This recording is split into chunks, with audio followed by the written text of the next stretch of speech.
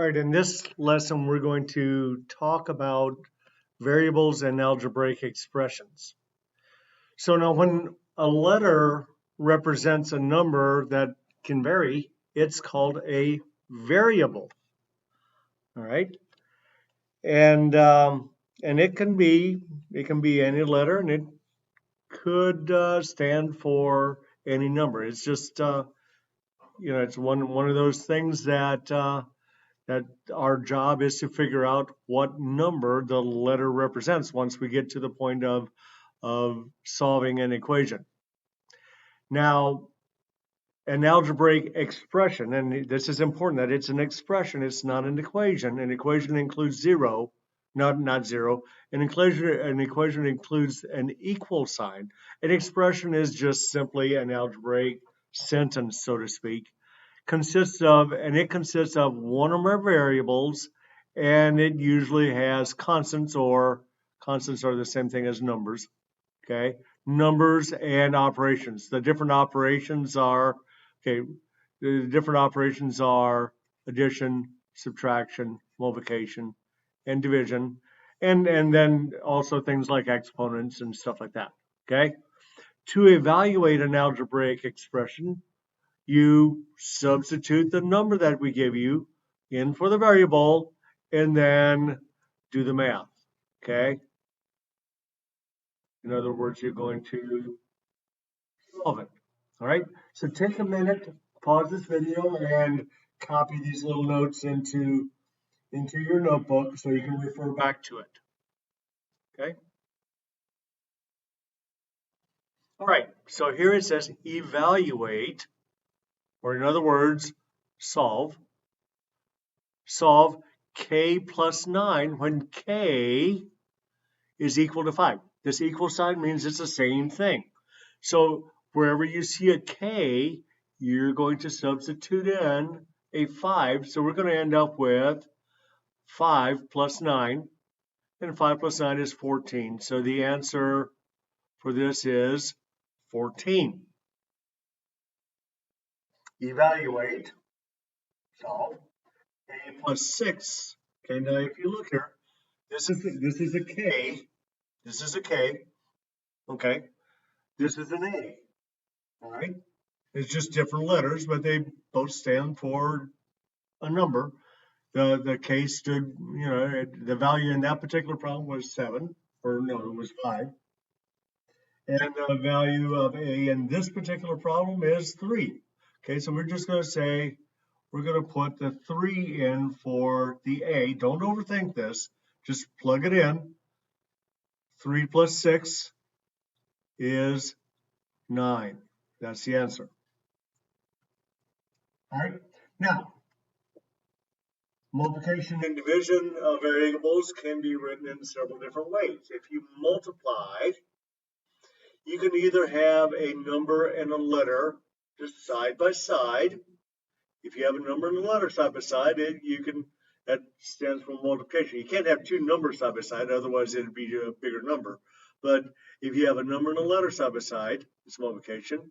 If you have a number and a letter with a dot in between them, it's multiplication. If you have a number and a variable in parentheses beside it, it's multiplication. And in this case, you could have one number with another number inside the parentheses. That would be multiplication. And have the little x like you learned in elementary school. You could have 7 times t. The only one that you can't have two numbers side by side is if you have a number and a variable, or a number and a letter side by side. Okay. Division is a lot the same way. You can write it as a fraction, like this, a variable divided by a number, or a number divided by a variable. Either way, you could have use a slash, a variable divided by a number, or a number divided by a variable with a slash, and you can use your division symbol. Okay, so there's four different ways that you commonly use to show multiplication, and 3 different ways to commonly show division. Okay, so evaluate 4x minus 3. Now you notice this is a number and a letter. That means we're going to multiply. So we're going to plug this 2 in for that x. Okay, but we got to remember it's multiplying. So we're going to say 4. I'm going to use the parentheses because that's what I like, minus 3. Okay, so we have 4 times 2, which is 8, minus 3, which is 5.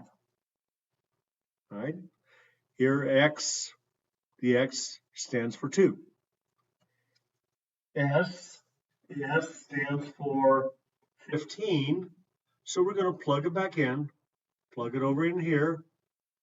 So we have 15 divided by 5 plus, we have 2 s's. So we're going to plug the 15 into there as well. Okay. Now, remember the order of operations that we did a couple lessons ago. We're going to do the division before we do the addition.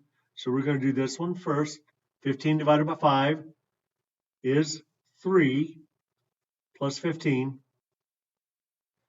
And we end up with 18. All right. Evaluate 5 times x squared plus 3 times x. For x, in this case, x is 2. Or a couple problems ago, well, we said x is 2 there. But that doesn't mean that x is always going to be 2. Sometimes x is going to be a different number. Okay. So here we're going to say 5. And we're going to use the parentheses because we're multiplying.